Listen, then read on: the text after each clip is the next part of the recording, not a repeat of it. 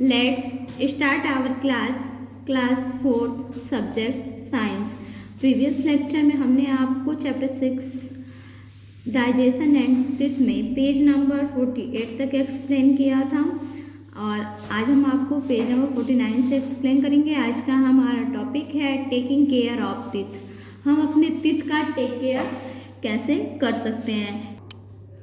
If once a permanent tooth fall off no new teeth will appear in its place. अगर आपका permanent teeth टूट जाता है, fall हो जाता है, गिर जाता है तो उस प्लेस पे आपके न्यू टीथ नहीं आ सकते हैं। So proper care of teeth is very important. इसलिए टीथ का प्रॉपर केयर करना बहुत ही इम्पॉर्टेंट है, क्योंकि जो हमारे परमानेंट टीथ हैं अगर वो टूट जाएंगे, अगर वो गिर जाएंगे तो वापस उस प्लेस पे टीथ नहीं आ सकते हैं। When we eat teeny bits of food are left in space between our teeth। जब हम फूड का टीनी पार्ट क्या करते हैं, ईट करते हैं, तो वो हमारे टीथ के जो बीच स्पेस होता है वहाँ पे वो क्या होता है, वहाँ पे वो इकट्ठा हो जाता है, टीथ के बीच में वो फंस जाता है या इकट्ठा हो जाता है। We need to clean them out. तो हमें उन्हें क्या कर देना चाहिए, तुरंत क्लीन करना चाहिए। Otherwise germs may breed there and form a sticky yellow layer called plaque. तो अगर हम ब्रश नहीं करते हैं, तुरंत उसको साफ नहीं करते हैं, तो क्या होगा, वहाँ पे हमारे टीथ के बीच में क्या होगा, एक स्टिकी येलो लेयर बन जाएगा, जिसे क्या कहा जाता है, प्लेक्यू कहा जाता है। आप लोगों ने देखा होगा कि किसी किसी के टीथ के बीच में क्या हो जाता है, येलो कलर का लेयर बन जाता है, जिसे प्लेक्यू कहा जाता है। Proper brushing with a toothbrush, toothpaste and water can remove this प्लेक्यू।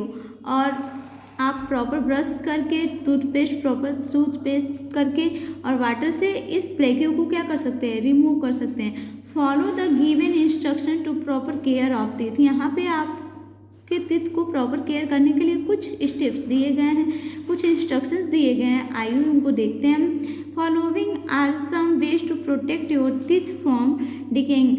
अपने टीथ को गिरने से बचाने के लिए आप उन्हें बहुत तरीक़ों से प्रोटेक्ट कर सकते हैं। First, brush your teeth after every मील।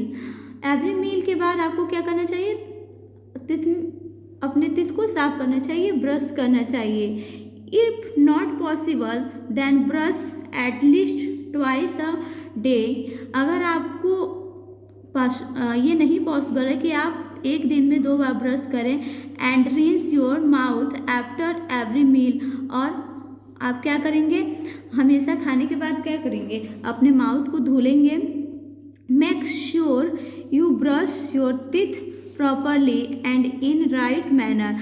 तो आपको क्या करना चाहिए, हमेशा प्रॉपरली ब्रश करना चाहिए और अपने टीथ को साफ रखना चाहिए। हमेशा राइट मैनर में क्या करना चाहिए, वर्क करना चाहिए, अपने टीथ को साफ रखना चाहिए ताकि वह गिरे नहीं।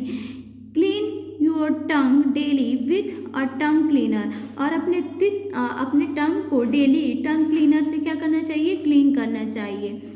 Third, use floss to clean the gaps between the teeth. और आपके टीथ के बीच जो उसको भी क्या करना चाहिए, क्लीन करना चाहिए। Do not use any other pointed object. और उसको आपके टीथ के बीच में जो गैप होते हैं उसको क्लीन करने के लिए किसी गलत चीज़ का यूज नहीं करना चाहिए, यानी कि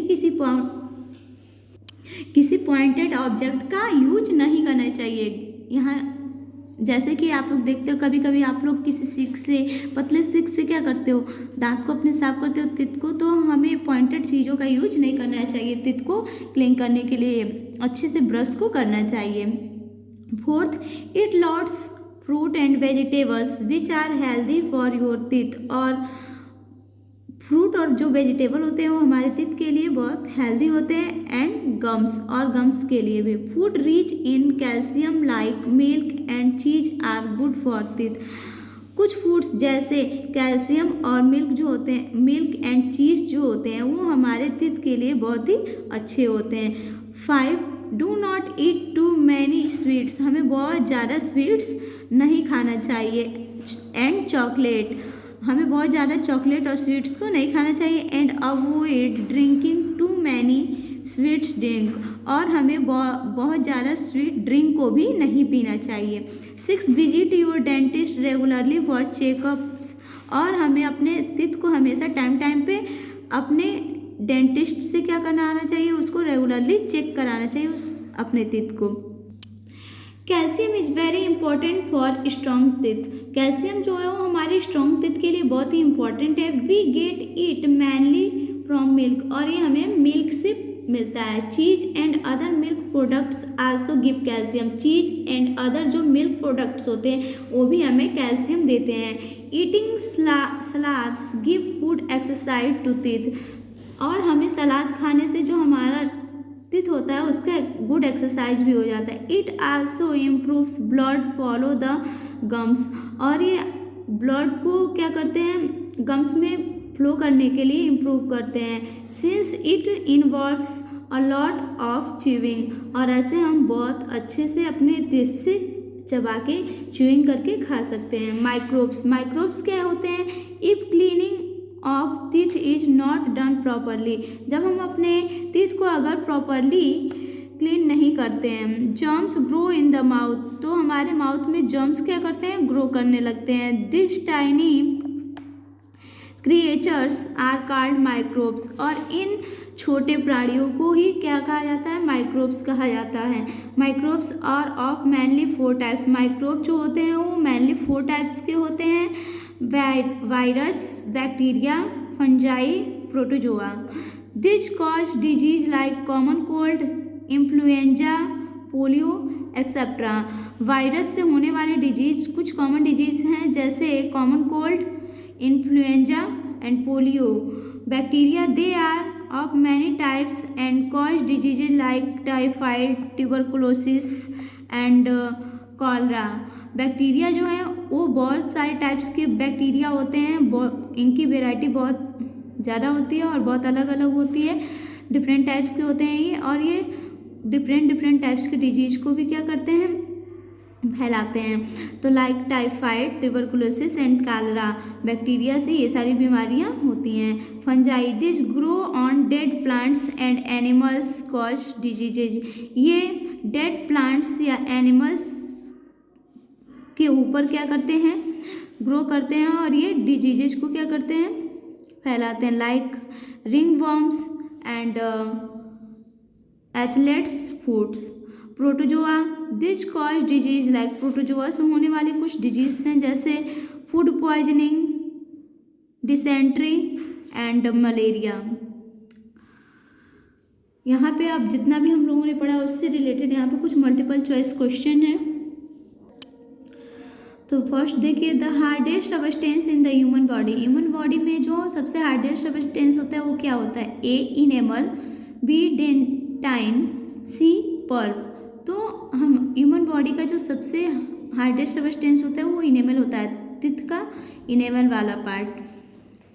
second, the sticky yellow layer formed on teeth is called. Teeth के बीच में जब स्टिकी येलो लेयर का फॉर्मेशन हो जाता है तो उसे क्या कहते हैं, प्लास्टिक माइक्रोब्स, प्लेक्यू। तो उससे हम लोग कहते हैं प्लेक्यू, यहाँ प्लेक्यू पे टिक कर देंगे। थर्ड है, tuberculosis is caused by. Tuberculosis किसके द्वारा होता है, वायरस, बैक्टीरिया, प्रोटोजोआ। तो ये बैक्टीरिया के थ्रू होता है, तो यहाँ बैक्टीरिया पे टिक कर देंगे।